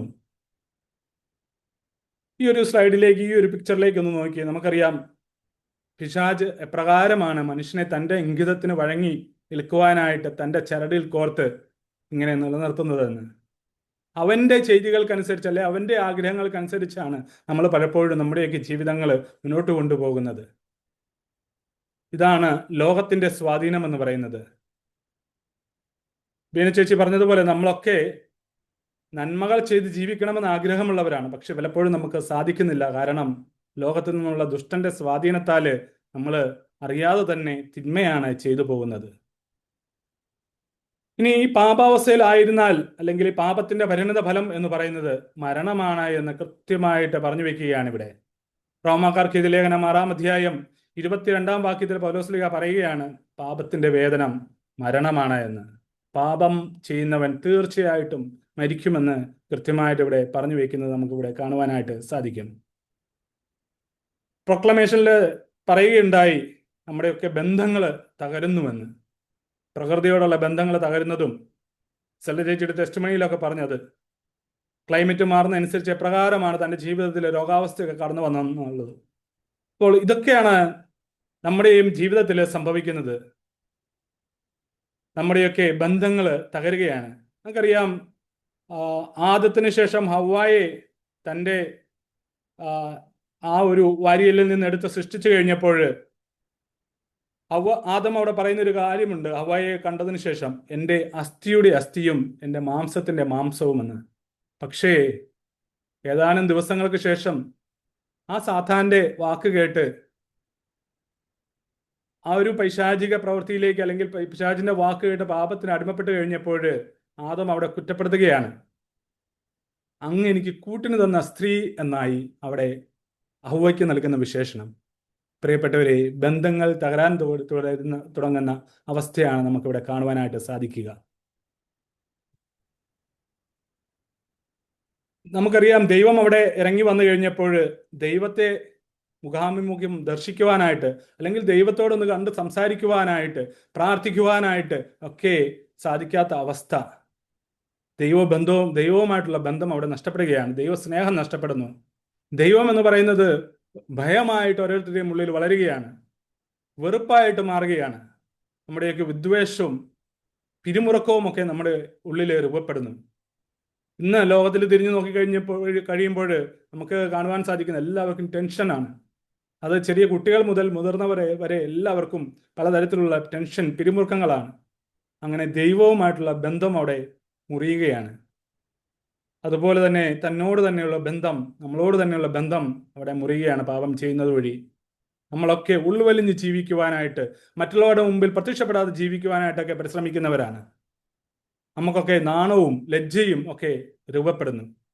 നമ്മൾ മറ്റുള്ളവരുടെ മുമ്പിൽ എങ്ങനെയെങ്കിലും അവരുടെ മുമ്പിൽ പ്രത്യക്ഷപ്പെടാതെ കഴിഞ്ഞു പോകുവാനായിട്ടൊക്കെ നമ്മൾ ശ്രമിക്കും പാപാവസ്ഥയിലായി കഴിയുമ്പോൾ. അതുപോലെ പരസ്പരമുള്ള ബന്ധത്തിലെ വിള്ളലുകൾ വരുന്നു. മറ്റു മനുഷ്യരും നമ്മുടെ കുടുംബാംഗങ്ങളുമായിട്ട്, സമൂഹവുമായിട്ട്, നമ്മുടെ ജോലി സ്ഥലത്ത് എല്ലാവരുമായിട്ടുള്ള ബന്ധത്തിൽ തകർച്ചകൾ വരുന്നു. മറ്റുള്ളവരെ പഴി പറയുന്നു. ഒന്നും എൻ്റെ കുറ്റമായിട്ടല്ല, എല്ലാം മറ്റുള്ളവരുടെ കുറ്റമായിട്ട് നമ്മൾ സ്വയം ന്യായീകരിക്കുകയാണ്. അങ്ങനെ പരസ്പരമുള്ള ബന്ധത്തിൽ വിള്ളലുകൾ വരുന്നു. അതുപോലെ സൃഷ്ട പ്രപഞ്ചവുമായിട്ട് ശത്രുതയിൽ, നമ്മൾ പ്രൊക്ലമേഷനിലൊക്കെ കേട്ടതുപോലെ ചൂട് കൂടിയാലും മഴ വന്നാലും തണുപ്പ് കൂടിയാലും എല്ലാം നമുക്ക് കുഴപ്പങ്ങളാണ്. അതുപോലെ ഇന്ന് ലോകത്തിലേക്ക് തിരിഞ്ഞു കഴിയുമ്പോൾ കഴിഞ്ഞ ദിവസം എവിടെയോ വായിച്ചൊരു വാർത്തയാണ്. ജൂൺ മാസം അവസാനം മുതൽ ജൂലൈ ഒരാഴ്ചക്കാലം മീനച്ചിലാറ്റിലൂടെ ഒഴുകിയത് മലമ്പുഴ ഡാമിലുള്ള വെള്ളത്തിനേക്കാൾ 3 ഇരട്ടി വെള്ളമാണെന്നുള്ളത്. അപ്പോൾ അത്രയേറെ സൃഷ്ടപ്രപഞ്ചം, പ്രകൃതി തന്നെ മാറിയിരിക്കുകയാണ്. 3 മാസം കൊണ്ടൊക്കെ പെയ്യേണ്ട മഴ ഒരാഴ്ച കൊണ്ട് പെയ്തു തീർക്കുന്നു. അങ്ങനെ സൃഷ്ടപ്രപഞ്ചവുമായിട്ട് നമ്മൾ ശത്രുതയിലാവുന്നു. സങ്കീർത്തകന്റെ പുസ്തകം 42-ാം അധ്യായം 1-ാം വാക്യത്തിൽ ഒരു രോദനം നമുക്ക് കാണുവാനായിട്ട് സാധിക്കും. നിർച്ചാൽ തേടുന്ന മാൻപേടിയെ പോലെ ദൈവമേ എൻ്റെ ഹൃദയം അങ്ങേ തേടുന്നുവെന്ന്. പാപാവസ്ഥയിലെ പാപത്തിന്റെ അടിമത്തത്തിൽ കഴിയുന്ന ഒരാളുടെ ദീനരോധനമാണ് നമുക്കവിടെ കാണുവാനായിട്ട് സാധിക്കുക. വിശുദ്ധ അഗസ്റ്റിൻ പറയുന്നത്, ദൈവമേ നീ എന്നെ നിനക്കായി സൃഷ്ടിച്ചു, നിന്നിൽ വിലയം പ്രാപിക്കുവോളം എൻ്റെ ആത്മാവ് അസ്വസ്ഥമായിരിക്കുന്നു എന്നാണ്. നമ്മുടെ ഒന്നും അനുവാദമില്ലാതെ നമ്മളെ സൃഷ്ടിച്ച ദൈവത്തിന് വേണ്ടിയിട്ടാണ് നമ്മളെ ഓരോരുത്തരെയും സൃഷ്ടിച്ചത്. നമ്മൾ ഓരോരുത്തരും ദൈവത്തിൽ ചെന്ന് എത്തിത്തേരേണ്ടവരാണ്. അതാണ് അവിടുത്തേക്കുള്ള നമ്മൾ ഓരോരുത്തരെയും കുറിച്ചുള്ള ദൈവിക പദ്ധതി എന്ന് പറയുന്നത്. അതുകൊണ്ട് അവിടുന്ന് എത്തിച്ചേരുന്നതുവരെ എൻ്റെ ആത്മാവ് അസ്വസ്ഥമായിരിക്കുന്നുവെന്ന് വിശുദ്ധ അഗസ്തീന് പറയുകയാണ്. ഇനി തകർന്ന മനുഷ്യന്റെ മറ്റൊരു അവസ്ഥ നമ്മൾ കണ്ടു കഴിഞ്ഞാൽ അവൻ വളരെ പ്രത്യാശ നഷ്ടപ്പെട്ട് യാതൊരു വിധത്തിലുള്ള ഒരു ഹോപ്പുമില്ലാതെ മുമ്പോട്ട് പോകുന്ന ഒരവസ്ഥ. വീട്ടാനാകാത്ത വലിയ കടത്തിൽ നിബന്ധിച്ച് ജീവിക്കുന്നു. സ്വയം അവനെ രക്ഷപ്പെടാൻ പറ്റാത്തൊരവസ്ഥ. പാപത്തിന്റെ അടിമത്തത്തിലായി പൂർണ്ണമായിട്ടും നശിച്ച ഒരവസ്ഥ. ഇതൊക്കെയാണ് പൂർണ്ണമായിട്ടും തകർന്ന ഒരു മനുഷ്യന്റെ അവസ്ഥ എന്ന് പറയുന്നത്. പൗലോസ്ലിഹ റോമാക്കാർക്ക് എഴുതിയ ലേഖനം 7-ാം അധ്യായം 15-ാം വാക്കിൽ പറയുന്നത് പോലെ, ഞാൻ ചെയ്യുന്ന പ്രവൃത്തികൾ തന്നെ എനിക്ക് മനസ്സിലാകുന്നില്ല, എന്തെന്നാൽ ഞാൻ ഇച്ഛിക്കുന്നതല്ല വെറുക്കുന്നതാണ് ഞാൻ പ്രവർത്തിക്കുന്നത്. നമ്മളൊക്കെ നമ്മുടെ ജീവിതത്തിൽ പലപ്പോഴും നന്മ ചെയ്യണമെന്നൊക്കെ നമുക്ക് ആഗ്രഹമുണ്ട്. ചെറിയ ചെറിയ പാപങ്ങളൊക്കെ നമ്മുടെ ജീവിതത്തിൽ നമ്മൾ ചെയ്തു കഴിയുമ്പോൾ നമുക്ക് തന്നെ ഒരു മനസ്താപവും പശ്ചാത്താപവും ഒരു കുറ്റബോധവും ഒക്കെ തോന്നാറുണ്ട്. നമ്മൾ വീണ്ടും അത് ചെയ്യില്ല എന്നൊക്കെ ദൃഢമായിട്ടുള്ള തീരുമാനങ്ങളൊക്കെ എടുത്താണ് മുമ്പോട്ട് പോകുന്നത്. പക്ഷേ വീണ്ടും വീണ്ടും വീണ്ടും നമ്മൾ ആ ഒരു പാപാവസ്ഥയിലൂടെയൊക്കെയാണ് നമ്മൾ കടന്നു പോകുന്നത്. ബീന ചേച്ചി തൻ്റെ പ്രൊക്ലമേഷനിൽ ചോദിച്ചൊരു ചോദ്യമുണ്ട്. വീണ്ടും അതിവിടെ ഒന്നുകൂടെ ഞാൻ ചോദിക്കുകയാണ്. ഞാൻ പാപം ചെയ്യുന്നത് കൊണ്ടാണോ ഞാൻ പാപിയാകുന്നത്, അതോ ഞാൻ പാപി ആയതുകൊണ്ടാണോ ഞാൻ പാപം ചെയ്യുന്നത്? നമുക്കൊരു നിമിഷം ഒന്ന് ആലോചിക്കാം. ബീന ചേച്ചി പറഞ്ഞു, ഒരു കുരങ്ങൻ ചാടി നടക്കുന്നതുകൊണ്ടല്ല അവൻ കുരങ്ങനായത്, അവൻ കുരങ്ങനായതുകൊണ്ടാണ് അവൻ ചാടി നടക്കുന്നത് എന്നുള്ളത്. ഇതേപോലെ തന്നെ നമ്മുടെയൊക്കെ ജീവിതത്തിലും നമ്മുടെയൊക്കെ അമ്മയുടെ ഉദരത്തിൽ ഉരുവായപ്പോഴേ പാപി ആയതുകൊണ്ടാണ് നമ്മളെല്ലാം പാപം ചെയ്തു പോകുന്നത്. ഇതാണ് നമ്മുടെ ഓരോരുത്തരുടെയും അവസ്ഥ. നമുക്ക് പലപ്പോഴും നമ്മളെ തന്നെ നിയന്ത്രിക്കാൻ പറ്റാതെ നമ്മൾ ഈ ലോകത്തിൽ ജീവിക്കുന്നവരാണ്. റോമ 7:19-20 വാക്യങ്ങളിൽ സ്വയം നിയന്ത്രിക്കാൻ പറ്റാതെ ഒരു മനുഷ്യന്റെ അവസ്ഥ പൗലോസ്ലിഹ വർണ്ണിക്കുന്നുണ്ട്. ഇച്ഛിക്കുന്ന നന്മയല്ല, ഇച്ഛിക്കാത്ത തിന്മയാണ് ഞാൻ പ്രവർത്തിക്കുന്നത്. ഞാൻ ഇച്ഛിക്കാത്തത് ഞാൻ ചെയ്യുന്നുവെങ്കിൽ അത് ചെയ്യുന്നത് ഒരിക്കലും ഞാനല്ല, എന്നിൽ വസിക്കുന്ന പാപമാണ്. എനിക്ക് നന്മ ചെയ്യണമെന്ന് തന്നെയാണ് ആഗ്രഹം, പക്ഷേ ഞാൻ തിന്മയാണ് പ്രവർത്തിക്കുന്നതെങ്കിൽ അത് ചെയ്യുന്നത് ഞാനല്ല, അത് എന്നിലുള്ള പാപാവസ്ഥയാണ് എന്നെ കൊണ്ട് അത് ചെയ്യിപ്പിക്കുന്നതെന്ന്. നമ്മൾ സ്വയം നിയന്ത്രണം നഷ്ടപ്പെടുകയാണ്. ലോസ്റ്റ് കൺട്രോൾ ഓൺ സെൽഫ്, അതുപോലെ തന്നെ ലോസ്റ്റ് കൺട്രോൾ ഓവർ എവറിഥിങ്. എല്ലാറ്റിലുമുള്ള ആ ഒരു നിയന്ത്രണം നമുക്ക് നഷ്ടപ്പെട്ടാണ് നമ്മൾ ജീവിക്കുന്നത്. സ്വയം നിയന്ത്രിക്കാൻ പറ്റാത്ത ഒരു മനുഷ്യന്റെ അവസ്ഥയാണ് ഇവിടെ പൗലോസ്ലിഹ പറയുന്നത്. റോമാക്കാർക്ക് എഴുതിയ ലേഖനം 7-ാം അധ്യായം 24-ാം വാക്യത്തിൽ പൗലോസ്ലിഹയുടെ വലിയൊരു വിലാപം നമുക്കിവിടെ കാണുവാനായിട്ട് സാധിക്കും. പ്രിയപ്പെട്ടവരെ, സ്വയം കരകയറാൻ പറ്റാത്ത ഒരു മനുഷ്യന്റെ രോദനം. പൗലോസ്ലിഹ ഇപ്രകാരമാണ് പറയുന്നത്, ഞാൻ ദുർഭകനായ മനുഷ്യൻ, മരണത്തിനധീനമായ ഈ ശരീരത്തിൽ നിന്ന് ആരെന്നെ മോചിപ്പിക്കുമെന്ന്. എനിക്കിനി വേറെ ഒരു രക്ഷയുമില്ല, എൻ്റെ ശരീരം മരണത്തിനധീനമാണ്. ഈ ഒരു അവസ്ഥയിൽ നിന്ന് ആരെന്നെ മോചിപ്പിക്കുമെന്നുള്ള പൗലോസ്ലിഹായുടെ ഒരു രോദനമാണ് നമുക്കിവിടെ കാണുവാനായിട്ട് സാധിക്കുക. സ്നേഹം നിറഞ്ഞവരെ, നമ്മൾ ഈ ഒരു അടുത്ത ഒരാഴ്ചയിലൂടെ നമ്മൾ കടന്നു പോകുമ്പോൾ നമുക്ക് നമ്മളെ തന്നെ ഒന്ന് ആത്മശോധന ചെയ്യാം. നമ്മളെ തന്നെ നമ്മൾ എന്തെങ്കിലുമൊക്കെ നമ്മൾ അടിമപ്പെട്ടാണ് നമ്മൾ ജീവിക്കുന്നതെങ്കിൽ, ഏതിനെങ്കിലുമൊക്കെ നമ്മൾ അടിമകളായിട്ടാണ് നമ്മൾ ജീവിക്കുന്നതെങ്കിൽ അതിനെക്കുറിച്ചൊക്കെ നമുക്ക് ഒന്ന് ആത്മശോധന നടത്തി നോക്കാം. നമ്മളെല്ലാം അനുസരണമുള്ള ദാസരെ പോലെ ആർക്കെങ്കിലും സമർപ്പിച്ചാണോ ജീവിക്കുന്നത്? ആരുടെയെങ്കിലും അടിമകളായിട്ടാണോ നമ്മൾ ജീവിക്കുന്നതെന്ന് നമുക്കൊന്ന് ചിന്തിച്ചു നോക്കാം. തീർച്ചയായും ഒരു ഉത്തരമുണ്ട്. അത് നമ്മൾ അടുത്ത ആഴ്ചയിലൂടെ നമ്മൾ മനസ്സിലാക്കും.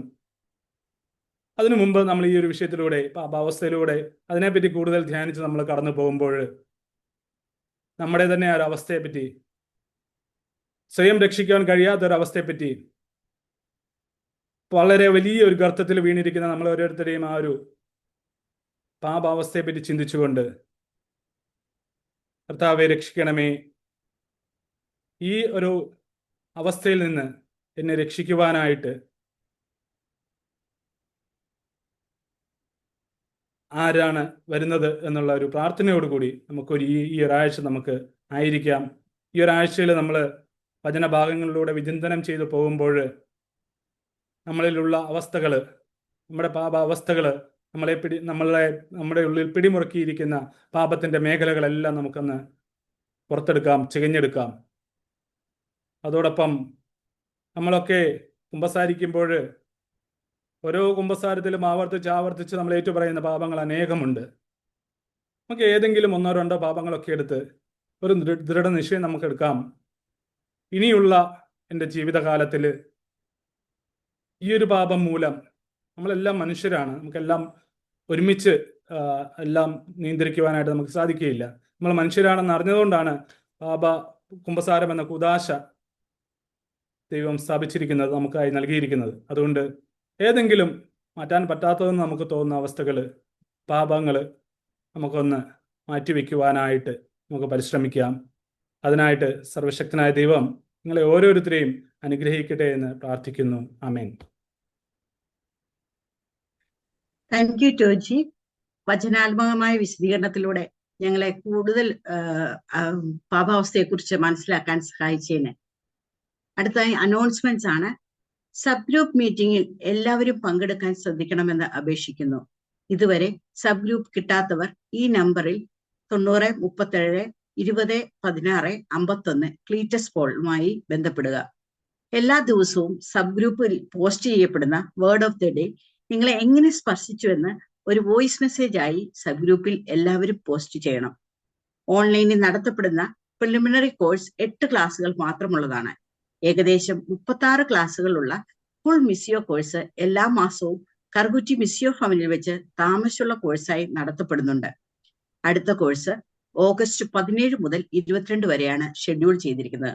പങ്കെടുക്കാൻ താല്പര്യമുള്ളവർ ദയവായി 90 61 95 42 30 എന്ന നമ്പറിലോ 70 12 57 45 57 എന്ന ഫോൺ നമ്പറുകളിലോ ബന്ധപ്പെടുക. നിങ്ങളുടെ ഇടവകകളിൽ കുടുംബ യൂണിറ്റ് നേതൃത്വങ്ങൾക്കും മത അധ്യാപകർക്കും ഒക്കെയായി മിസിയോ ഫുൾ കോഴ്സ് വികാരിയച്ചന്മാരുടെ അനുവാദത്തോടെ സംഘടിപ്പിച്ചാൽ മിസിയോ ടീം അവിടെ എത്തി കോഴ്സ് നടത്തി തരുന്നതാണെന്ന് അറിയിക്കുന്നു. അതുപോലെ ഇംഗ്ലീഷിലും ഹിന്ദിയിലും റെസിഡൻഷ്യൽ കോഴ്സ് കൊടുക്കുന്നതിന് മിസിയോ ടീം ഇപ്പോൾ സജ്ജമാണ്. നിങ്ങൾക്ക് പരിചയമുള്ള കേരളത്തിനകത്തോ പുറത്തോ ഏതെങ്കിലും സ്ഥലത്ത് ഇംഗ്ലീഷിലോ ഹിന്ദിയിലോ കോഴ്സ് കൊടുക്കുവാൻ താല്പര്യമുള്ളവർ മിസിയോ റിസോഴ്സ് ടീമുമായി ബന്ധപ്പെടുക. 3-5 ദിവസങ്ങൾ നീളുന്ന ഇടവക ധ്യാനങ്ങളും മിസിയോ ടീം നടത്തുന്നുണ്ട്. അതിനായി മുകളിൽ പറഞ്ഞ ഏതെങ്കിലും നമ്പറുകളിൽ ബന്ധപ്പെടാവുന്നതാണ്.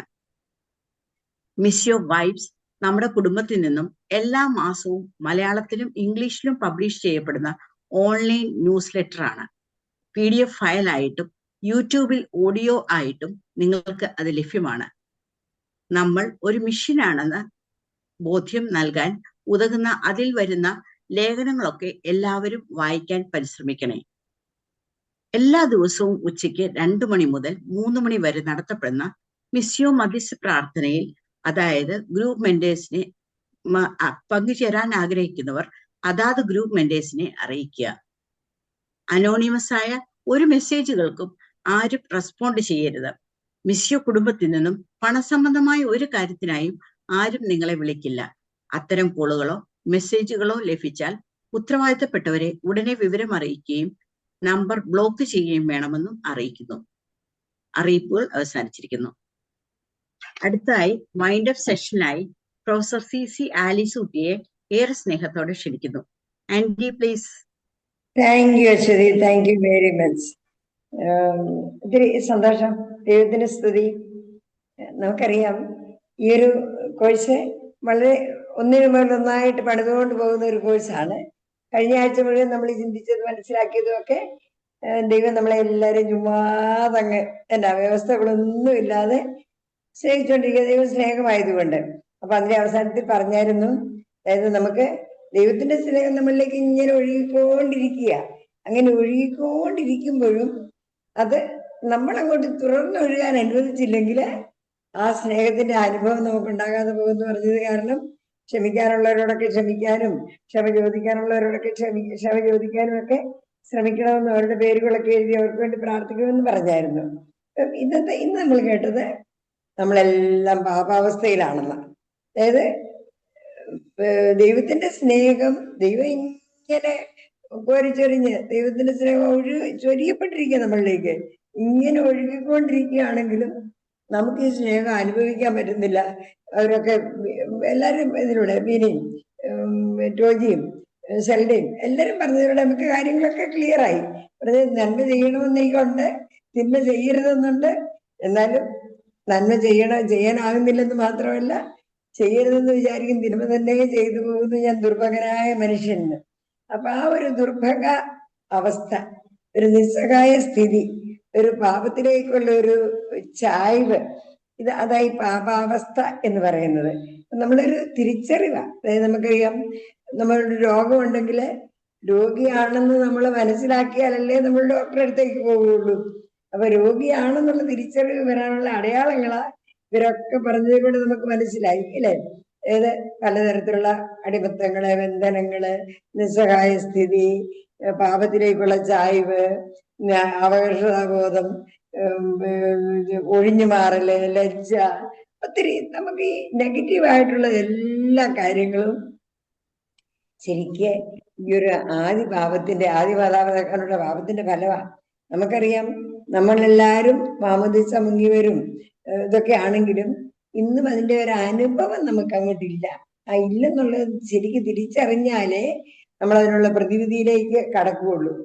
സൂചിപ്പിച്ചല്ലോ, അടുത്ത ആഴ്ച അതിന്റെ പ്രതിവിധിയിലേക്കാണ് വരുന്നത്. പക്ഷെ അതിനു മുമ്പേ നമുക്ക് രോഗമുണ്ട്, നമ്മൾ രോഗികളാണ്, സഹായം നമുക്ക് ആവശ്യമുണ്ട് എന്നുള്ളൊരു തിരിച്ചറിവ് നമുക്ക് വരണം. അതാ പാപാവസ്ഥ എന്ന് പറയുന്നത്. അപ്പം ആ ഒരു നമ്മൾ ചെയ്താലും അവരൊക്കെ പറഞ്ഞില്ലേ, അതായത് ചെയ്താലും ചെയ്തില്ലെങ്കിലും നമുക്ക്, അതായത് മാവാണെങ്കിൽ മാങ്ങ കായ്ക്കും സാധാരണഗതിയിൽ. ഇനി മാങ്ങ കായ്ച്ചില്ലെങ്കിലോ, മാവ് തന്നെയാ കായ്ച്ചില്ലെങ്കിലും. അപ്പൊ പാപം നമ്മൾ ചെയ്തില്ലെങ്കിലും അത് അവസരം വന്നാൽ അതിലേക്കുള്ളൊരു ചായ്വ്, ഒരു പ്രവണത. അപ്പൊ ഇങ്ങനെയുള്ള പലതരത്തിലുള്ള നിസ്സഹായതകള്, പലതരത്തിലുള്ള ബന്ധനങ്ങള്, അടിമത്തങ്ങള്, തെറ്റ് ചെയ്യാനുള്ള ഒരു പ്രവണത, പിന്നെ ഒരു അപകർഷതാബോധം, ലജ്ജ, ഒഴിഞ്ഞു മാറല്, അവരൊക്കെ പറഞ്ഞതിനകത്ത് നല്ല കൃത്യമായിട്ട് അവരൊക്കെ പറഞ്ഞു. നമ്മുടെയൊക്കെ ജീവിതത്തില് ഇതിലൊക്കെ എന്നതാ എനിക്കുള്ളതൊന്നും നോക്കുന്നത് നല്ലതാ. ഇതൊക്കെ കാരണമാ നമ്മളിങ്ങനെ ഒരുപാട് നന്മ ദൈവത്തിന്റെ രൂപത്തിലും ഛായയിലും സൃഷ്ടിക്കപ്പെട്ട് നമുക്ക് സാധ്യതകൾക്ക് ഒരു ലിമിറ്റും ഇല്ല. നമുക്ക് ഒരുപാട് ദൈവത്തിന്റെ രൂപത്തിലും ഛായയിലായതുകൊണ്ട് സാധ്യതകൾ ഒത്തിരി വലുതാ. പക്ഷെ ഇങ്ങനെയുള്ള ചില പ്രശ്നം കാരണം, അടിമത്തം കാരണം അതിലേക്കൊന്നും നമുക്ക് വളരാൻ പറ്റാതെ നമ്മൾ തകർന്നു പോകുന്നുണ്ട്. ആ തിരിച്ചറിവ് വരുമ്പോഴാണ് നമുക്ക് അവിടെ നിന്നുള്ള പരിഹാരത്തിലേക്ക് നമുക്ക് തിരിയാൻ പറ്റുക. ഈ ഒരാഴ്ചയില് ശരിക്കും നിങ്ങളെ സഹായിക്കും, ചിന്തകളൊക്കെ എന്നെ സഹായകമാകുന്ന രീതിയിലാണ്. എന്റെ പാപാവസ്ഥ, എനിക്കുള്ള ഈ നിസ്സഹായത, ചെയ്ത പാപങ്ങളല്ല, അത് വേറെ വിഷയമാണ് കേട്ടോ. ഞാൻ ചെയ്തിട്ടുള്ള പാപങ്ങൾ ഏതൊക്കെ, ആത്മശോധനയും കുമ്പസാരത്തിലുള്ള ഒന്നും അല്ല ഇവിടെ നമ്മൾ ചെയ്യുന്നത്. എനിക്ക് ഇങ്ങനെ ഒരു ടെൻഡൻസി ഉണ്ട്, ഒരു നിസ്സഹായതയുണ്ട്, ഒഴിഞ്ഞുമാറലുണ്ട്, ഒരു പിന്മാറ്റമുണ്ട്. അങ്ങനെ ഒരു സ്വഭാവം ദൈവത്തിന്റെ മക്കളെ പോലെ നല്ല ധീരതയോടെ, സന്തോഷത്തോടെ ഏത് കാര്യത്തിനും മുമ്പോട്ട് വരാനുള്ള ഒരു സന്നദ്ധതയില്ലായ്മ. എന്തെല്ലാം വന്നാലും ആരെങ്കിലും ഒന്ന് വിളിച്ചാൽ നമ്മൾ പിന്നോട്ട് മാറുക, അവിടെ നിന്ന് അങ്ങോട്ട് ഞാൻ വേണ്ട, പിന്നെ താരതമ്യപ്പെടുത്തുക. അവർക്കൊക്കെ ഇത്രയും പറ്റും, എന്നെ കൊണ്ട് ഇത്രയും പറ്റുകയില്ല. അങ്ങനെയൊക്കെയുള്ള ചിന്താഗതിയൊക്കെ ഉണ്ടെങ്കിൽ അതൊന്ന് ഈ ആഴ്ചയിലൊന്ന് എഴുതി വെക്കുന്നത് നല്ലതാണ് കേട്ടോ. എന്റെ പാപാവസ്ഥ എങ്ങനെയൊക്കെയാണ്, ഞാൻ പാപാവസ്ഥയിലാണെന്ന്, അതായത് എനിക്ക് സഹായം ആവശ്യമുണ്ടെന്നുള്ള ബോധം വന്നാലേ സഹായത്തിന് നമ്മൾ തുറവുണ്ടാവുള്ളൂ, സഹായം തേടുകയുള്ളൂ. എന്റെ സഹായം എവിടെ നിന്ന് വരും? സങ്കീർത്തനം പറഞ്ഞ പാപത്തോടെയാണ് ഞാൻ പിറന്നത്, അമ്മയുടെ ഉദരത്തിൽ തന്നെ ഭാവിയാണ്, ഞാനെന്നെ സഹായിക്കും. ദൈവമേ, നീ എന്നെ നിനക്കായി സൃഷ്ടിച്ചു, നിന്നിൽ മാത്രം ഞാൻ സംതൃപ്തി കണ്ടെത്തും എന്നൊക്കെ കരയുന്ന സെയിന്റ് അഗസ്റ്റിനും അസതോമാ സദ്ഗമയ തമസോമാ ജ്യോതിർഗമയ മൃത്യോർമാ അമൃതംഗമയ എന്നൊക്കെയുള്ള ഭാരത ഋഷിമാരുടെ ഇതും ഒക്കെ നമുക്കറിയാം. മനുഷ്യവംശം മുഴുവന്റെയും ഒരു തിരിച്ചറിവും ഒരു വിലാപവുമാണ് ഇത്. എന്റെ ജീവിതത്തിൽ ശരിയാണോ എന്നൊക്കെ ഒന്ന് ചിന്തിച്ചു നോക്കാൻ ഈ ആഴ്ച നമുക്ക് എടുക്കാം. അത് കഴിഞ്ഞ് പിന്നെ അടുത്ത ആഴ്ച മുതൽ ഇനി ആകെപ്പാടെ പോസിറ്റീവ് ആകുക നമ്മൾ കേട്ടോ. അതേസമയം ഇപ്പം നമുക്ക് പറ്റിയ ഡോക്ടറുണ്ട്, ഡോക്ടറെ അടുത്ത് പോകണമെങ്കിൽ ഞാൻ രോഗിയാണെന്നുള്ള ബോധം മനസ്സിലാക്കണം. ആ ഒരു തിരിച്ചറിവിലേക്ക് നിങ്ങൾ സത്യമറിയുകയും സത്യം നിങ്ങളെ സ്വതന്ത്രരാക്കുകയും ചെയ്യും. ഈ ഒരു സത്യം, ഞാനൊരു അടിമത്തത്തിലാണ്, ബന്ധനത്തിലാണ്, നിസ്സഹായതയിലാണ്, രോഗങ്ങളും ക്ലേശങ്ങളും, അതായത് സഹനങ്ങൾ വരുമ്പോൾ അതിൽ സന്തോഷിക്കാൻ നമ്മളെപ്പോഴും സന്തോഷത്തോടെ ഇടപെടാതെ പ്രാർത്ഥിച്ചുകൊണ്ട് എല്ലാ കാര്യങ്ങളിലും നന്ദി പറഞ്ഞുകൊണ്ട് ആഘോഷമായിട്ട് അൽഫോൻസാമയും ആവിലായ നീ സഹിക്കണോ ഇല്ല പിന്നെ മരിക്കുന്ന അഭേദം എന്ന് പറഞ്ഞ പാർട്ടികളായില്ലേ. പക്ഷെ നമ്മളെ സംബന്ധിച്ച് ഇതൊക്കെ വരുമ്പോഴത്തേക്ക് അയ്യോ എന്ന് പറഞ്ഞാണെങ്കിലും ശരിക്ക് എല്ലാം നല്ല സന്തോഷത്തോടെ എടുക്കാൻ നമുക്ക് പറ്റുന്നില്ലെങ്കിൽ അത് നമ്മുടെ പാപാവസ്ഥയിൽ ആയതുകൊണ്ട് നമ്മളിനി പാപാവസ്ഥയിൽ കിടക്കേണ്ടവരല്ല കേട്ടോ. അതൊക്കെ പരിഹാരം ചെയ്ത് കഴിഞ്ഞാൽ നമ്മൾ അടുത്ത ആഴ്ചയിൽ കാണും. അപ്പൊ ഈ ഒരു പാപാവസ്ഥയിലാണ് ഞാൻ എന്നുള്ളത് തിരിച്ചറിയാൻ ഈ ആഴ്ചത്തെ നമ്മുടെ ചിന്തകളും വചനചിന്തനവും ഒക്കെ നമ്മളെ സഹായിക്കട്ടെ. ദൈവത്തിന് സ്തുതി. ആമേൻ. All the best.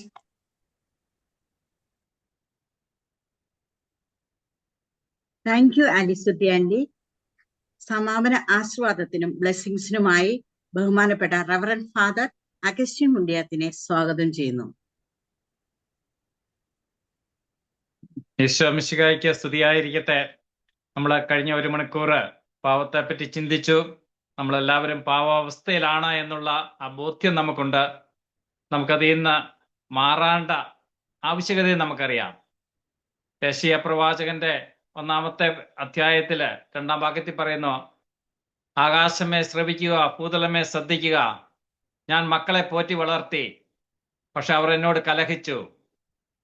കാള അതിന്റെ യജമാനെ അറിയുന്നു, കഴുതി അതിന്റെ യജമാന്റെ തൊഴുത്തും, പക്ഷെ എന്റെ ജനം എന്നെ അറിയുന്നില്ല, അവർ എനിക്കെതിരായി കലഹിച്ചു. 15-ാം വാക്യത്തിൽ പറയുന്നു, നിങ്ങൾ കരമുയർത്തുമ്പോൾ ഞാൻ മുഖം മറയ്ക്കും, കാരണം നിങ്ങളുടെ പ്രാർത്ഥന ഞാൻ കേൾക്കുകയില്ല, നിങ്ങളുടെ കരത്തിൽ രക്തപങ്കിലമാണ്. ഈ ഒരു ബോധ്യം നമുക്കുണ്ടാകുമ്പോൾ നമ്മളെ പാവാവസ്ഥയെപ്പറ്റി ചിന്തിക്കുവാനും അതിൽ നിന്ന് വിമോചനം ലഭിക്കുവാനും നമുക്ക് സാധിക്കും. കർത്താവ് അതിനായിട്ടാണ് നമുക്ക് വന്നത്. അപ്പൊ നമുക്ക് നമ്മുടെ പാവാവസ്ഥയിൽ നിന്ന് മാറിയെങ്കിൽ മാത്രമേ നമ്മുടെ ജീവിതം മനോഹരമാകുകയുള്ളൂ. നമ്മുടെ രഹസ്യ ജീവിതത്തിന്റെ വിശുദ്ധിയാണ് പരസ്യ ജീവിതത്തിന്റെ ശക്തി. അപ്പൊ നമ്മുടെ പാപം മാറിയാൽ ഈശോയെ പോലെ പ്രകാശിക്കുവാനായിട്ട് നമുക്ക് സാധിക്കും. ഇപ്പോൾ നമ്മൾ സൂര്യന് തിരിഞ്ഞു നിന്നു കഴിഞ്ഞാൽ നമുക്ക് വെളിച്ചം കിട്ടിയല്ലോ, നമ്മുടെ നിഴൽ തന്നെയാണ് നമ്മൾ കാണുന്നത്. അപ്പോൾ കർത്താവിലേക്ക് തിരിയുക, സൂര്യനിലേക്ക് തിരിയുക, അപ്പോൾ നമുക്ക് നമ്മുടെ നിഴൽ പുറകോട്ട് പോകും, നമുക്ക് ഈശോയെ കാണുവാൻ സാധിക്കും. അങ്ങനെ ദൈവത്തിന്റെ ആ ഒരു കൃപയിൽ വളരുവാനും നമ്മുടെ പാപങ്ങളെപ്പറ്റി ഓർക്കുവാനും അത് എവിടെയാണ് നമുക്ക് തെറ്റുപറ്റിയത് എന്നൊക്കെ മനസ്സിലാക്കുവാനും ഒക്കെയുള്ള അവസരമാണ് ഈ ആഴ്ചയിൽ നമ്മൾ കേട്ട ആ വചനങ്ങളെല്ലാം വെച്ച് നമുക്ക് ധ്യാനിക്കുകയും പഠിക്കുകയും നമ്മളെ തന്നെ നവീകരിക്കുവാനായിട്ടും ദൈവത്തിലേക്ക് മാനസാന്തരപ്പെട്ട് വരുവാനുള്ള കൃപയ്ക്ക് വേണ്ടിയിട്ട് നമുക്ക് അപേക്ഷിക്കാം. ദൈവം നമ്മെ എല്ലാവരെയും സമൃദ്ധമായിട്ട് അനുഗ്രഹിക്കട്ടെ. നമ്മുടെ കർത്താവ് ഈശോ മിശിഹായുടെ കൃപയും പിതാവായ ദൈവത്തിന്റെ സ്നേഹവും പരിശുദ്ധാത്മാവിന്റെ സഹവാസവും നാം എല്ലാവരും കൂടി ഉണ്ടായിരിക്കട്ടെ, ഇപ്പോഴും എപ്പോഴും എന്നേക്കും. ആമേൻ. ഈശോ മിശിഹായ്ക്ക് സ്തുതിയായിരിക്കട്ടെ. അച്ഛാ, ഒത്തിരി നന്ദി. ഞങ്ങളോടൊപ്പം ആയിരുന്നതിനും നല്ലൊരു സന്ദേശം പങ്കുവച്ചതിനും പ്രാർത്ഥിച്ച് അനുഗ്രഹിച്ചതിനും താങ്ക് യു സോ മച്ച്. നമ്മുടെ പാവാവസ്ഥയെക്കുറിച്ചുള്ള ഇന്നത്തെ സെഷൻ സമാപിക്കുകയാണ്. നമുക്ക് സുമാ സഞ്ജയുടെ ഒരു സമാപന ഗാനത്തിനായി ചെവിയോർക്കാം. ദൈവത്തിന് സ്തുതി. ഒരു കോടി ജന്മമീ ഭൂമിയിൽ തന്നാൽ ഒരു കോടി